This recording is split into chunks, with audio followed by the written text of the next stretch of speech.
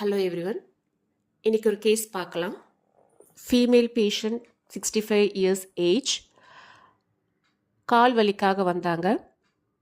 அவங்க என்ன சொன்னாங்கன்னா, 2 காலுமே எனக்கு வலி இருக்குது, முட்டியிலிருந்து கீழ் பாதம் வரைக்குமே வலி இருக்குது, நடக்கவே முடியல, கொஞ்ச தூரம் நடந்தாலே வலி அதிகமாகுது, அப்புறம் நின்றுக்கிறேன், திரும்பவும் நடக்கிறேன், திரும்ப ஸ்டாப் பண்ணிக்கிறேன், திரும்பவும் நடக்கிறேன், இந்த மாதிரி நின்று நடக்க வேண்டியதாக இருக்குது, நடக்கும்போது எங்கே விழுந்துடுவோமோன்னு பயமாகவும் இருக்குது,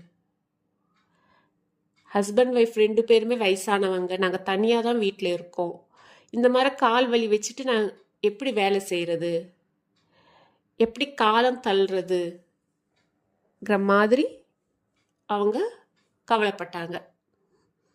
இதுதாங்க கேஸ். இந்த கேஸில் ஃபஸ்ட்டு ரூப்ரிக் நான் கன்சிடர் பண்ணது mind anxiety future about.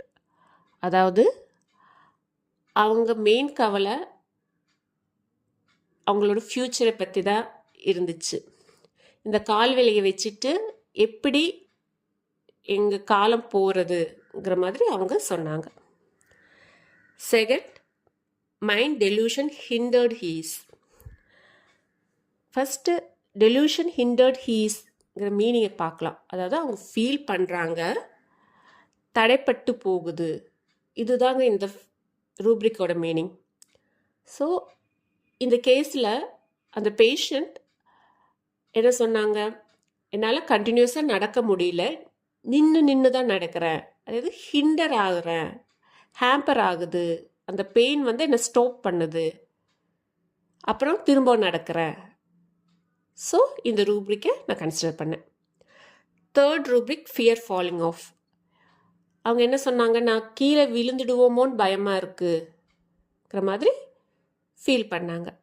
So இந்த 3 ரூப்ரிக்ஸை கிளப் பண்ணும்போது அந்த மெடிசன் தான் சைனா. அவங்களுக்கு சைனா 33 டோசஸ் கொடுத்தேன்.